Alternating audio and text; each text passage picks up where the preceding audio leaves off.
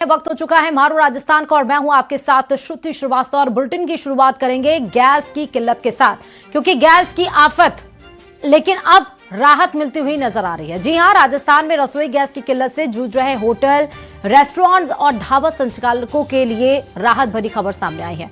केंद्र सरकार ने कमर्शियल के आवंटन में 20% तक की बढ़ोतरी कर दी है और इस फैसले से लंबे समय से गैस संकट झेल रहे फूड और हॉस्पिटैलिटी सेक्टर को बड़ी राहत मिलने की उम्मीद जताई गई है। देखिए इसी पर ये रिपोर्ट।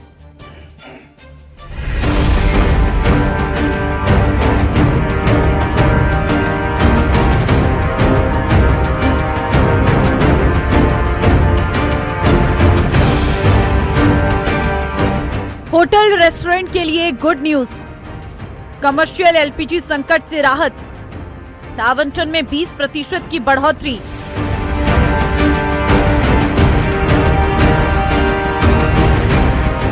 हाल के महीनों में खाड़ी देशों से गैस सप्लाई प्रभावित होने के कारण कमर्शियल सिलेंडरों की उपलब्धता पर असर पड़ा था।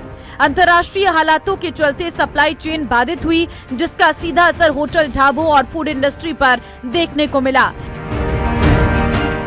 कई संचालकों को उत्पादन घटाना पड़ा, तो वहीं कुछ जगहों पर खाने पीने की चीजें की कीमतों में बढ़ोतरी करनी पड़ी। अब केंद्र सरकार ने अतिरिक्त कोटा जारी करते हुए एलपीजी आपूर्ति बढ़ाने का फैसला लिया है। ये अतिरिक्त गैस प्राथमिकता के आधार पर hotel, restaurant, dhaba, food processing unit, dairy और औद्योगिक कैंटीन जैसे सेक्टर को उपलब्ध कराई जाएगी। इससे बाजार में खाने पीने की सेवाओं की सप्लाई चेन को स्थिर करने में मदद मिलेगी और व्यवसायिक गतिविधियों को गति मिलेगी। खाना जो सामान्यतः 200 रुपए 100 रुपए डाइट में मिल जाता था, अब उसमें कहीं ना कहीं 10 से 15% की जो है वो बढ़ोतरी हो गई है। हमारे साथ होटल जो संचालक मौजूद हैं, अब जो है सप्लाई क्या लगता है कि अब धीरे धीरे जो है वो सप्लाई सुधरने लगी है और इसका जो आम उपभोक्ता की जो थाली है उसके ऊपर कितना असर पड़ रहा है महंगाई का? देखो, बात ऐसी है कि जैसे सिलेंडर पहले आराम से पर डे सप्लाई हो जाती, लेकिन आजकल तो मिलता भी नहीं, मुश्किल से मिलता है। और कभी एक मिल जाता है, मुश्किल से मिल जाए, तो वरना चांसेस होते नहीं इसके। तो सरकार ने एलपीजी वितरण व्यवस्था को और अधिक व्यवस्थित बनाने के लिए बड़े कमर्शियल और औद्योगिक उपभोक्ताओं के लिए नई गाइडलाइन भी लागू की है। इसके तहत अब उपभोक्ताओं को तेल कंपनियों के साथ अनिवार्य रजिस्ट्रेशन कराना होगा। इसके साथ ही अपनी सालाना गैस खपत का पूरा डेटा साझा करना होगा।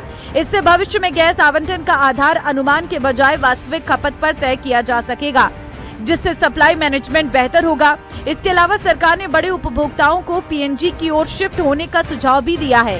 सिटी गैस डिस्ट्रीब्यूशन नेटवर्क के माध्यम से पीएनजी कनेक्शन लेने के लिए प्रोत्साहित किया जा रहा, ताकि एलपीजी पर निर्भरता कम हो और एक स्थायी विकल्प विकसित किया जा सके। हालांकि गैस सप्लाई में सुधार के बावजूद कीमतों में बढ़ोतरी का असर आम उपभोक्ताओं पर पड़ना शुरू हो गया है।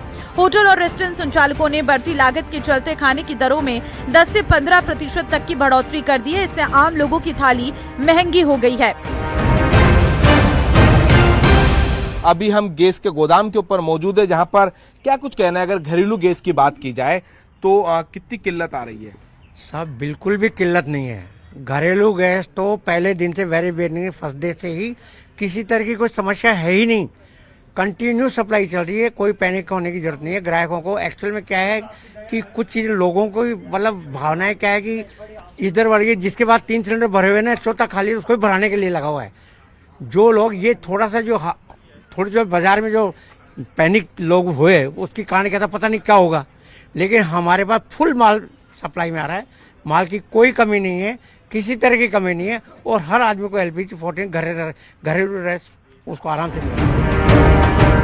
कुल मिलाकर सरकार का ये कदम न केवल तत्काल राहत देने वाला है, बल्कि भविष्य में गैस आपूर्ति को संतुलित और टिकाऊ बनाने की दिशा में एक महत्वपूर्ण रणनीति के रूप में देखा जा रहा है। न्यूज़ 18 राजस्थान के लिए रोशन शर्मा की रिपोर्ट।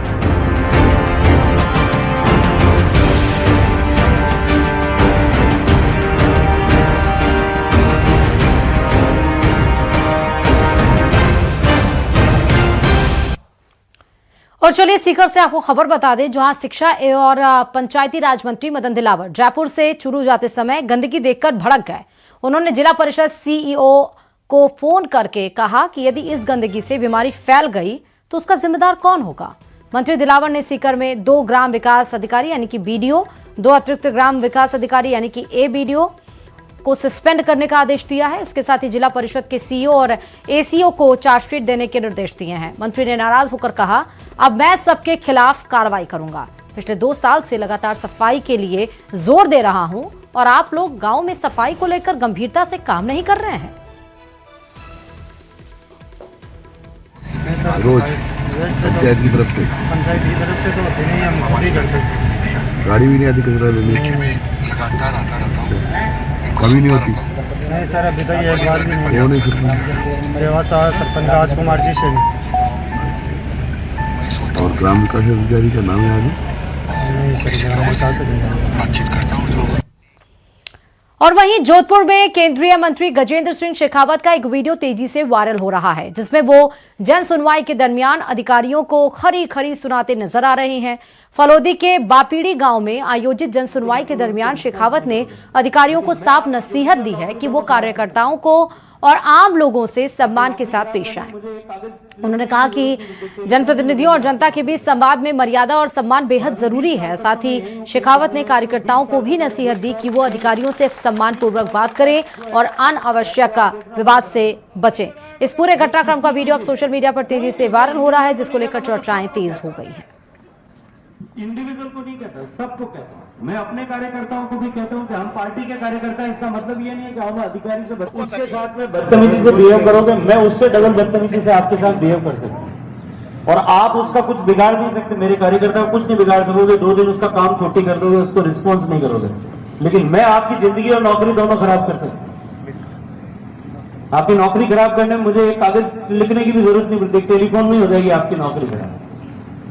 और अभी 20 साल तक तो मैं यही हूं, कहीं जाने वाला नहीं हूं। 20 साल तक आई मेक श्योर कि कहीं 20 साल तक मैं जो है अपना घर द्वार देखना बंद करा दूं। ये किसी की भी, कोई भी, मैं इंडिविजुअल को नहीं कहता, मतलब सबको कहता हूं। इंडिविजुअल को नहीं कहता, सबको कहता हूं। मैं अपने कार्यकर्ताओं को भी कहता हूं कि हम पार्टी के कार्यकर्ता, इसका मतलब ये नहीं है कि हम अधिकारी से बदतमीजी से बात करें। हमारी भी जिम्मेदारी, हम सम्मान, उसका सम्मान रखना हमारी जिम्मेदारी है। लेकिन जो है अगर रेस्पॉन्सिव कार्यकर्ता होंगे तो रेस्पॉन्सिव अधिकारी होंगे तो उसके साथ में। बीमा कंपनियों पर सख्ती की बात कही गई है तो नकली खाद बीज बेचने वालों को भी कड़ी चेतावनी दी गई है। मंत्री किरोड़ी लाल मीणा ने कहा कि सरकार इस मामले को गंभीरता से ले रही है और बीमा कंपनियों पर सख्त नकेल कसी जाएगी। साथ ही उन्होंने भरोसा दिलाया कि किसानों को उनका पूरा हक दिलाया जाएगा और किसी भी तरह की लापरवाही बर्दाश्त नहीं की जाएगी। रिपोर्ट देखिए। बारिश से फसलें बर्बाद, किसानों को मिलेगा हक का पैसा, किरोड़ी के तीखे तेवर, सख्त संदेश। बीमा कंपनियों पर कसेंगे नकेल। प्रदेश में लगातार पिछले कुछ दिनों से हुई बारिश से किसानों की खड़ी फसल बर्बाद हो गई तो कहीं कटी फसल पानी में डूब गई।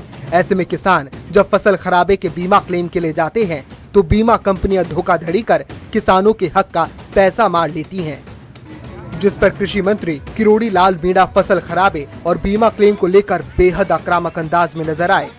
12 के अंता में प्राण प्रतिष्ठा कार्यक्रम में पहुंचे मंत्री ने बीमा कंपनियों पर खुलकर निशाना साधते हुए कहा कि किसानों के साथ सीधी धोखाधड़ी की जा रही है। मंत्री ने साफ शब्दों में चेतावनी दी, किसानों का हक मारने वाली कंपनियों को बख्शा नहीं जाएगा। उन्होंने कहा कि बीमा कंपनियां सिर्फ मुनाफा कमाने में लगी हैं, जबकि किसानों को उनके हक का पैसा समय पर नहीं मिल पा रहा है। दरअसल में जो फसल बीमा की कंपनियां हैं वो किसानों के साथ ठगी करती हैं, माफियाओं से मिलकर। जहाँ खराबा खूब होता है वहाँ 0 लॉस बता देते हैं और जो खराबा नहीं होता है वहाँ वो बढ़ चढ़ के लॉस बता देते हैं। और एक ऐसा माफिया विकसित हो गया जो किसानों को ठगता है, किसानों के साथ छलावा करता है। तो उसमें मैंने आपको बताया था कि जितनी भी कंपनियां यहाँ ये गड़बड़ कर रही है उनके खिलाफ कार्रवाई करेंगे। तो क्षेमा कंपनी ने गंगानगर में गड़बड़ की थी तो उसको हम ब्लैक लिस्ट करने जा रहे हैं। मंत्री ने ये भी कहा कि किसानों को उनका पूरा हक दिलाया जाएगा और किसी भी तरह की लापरवाही बर्दाश्त नहीं की जाएगी। वहीं किसानों को राहत देते हुए रबी फसल के नुकसान का मुआवजा और प्रधानमंत्री फसल बीमा योजना का क्लेम 15 दिनों में दिलाने का भरोसा दिया।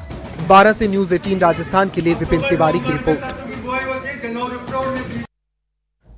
अजमेर के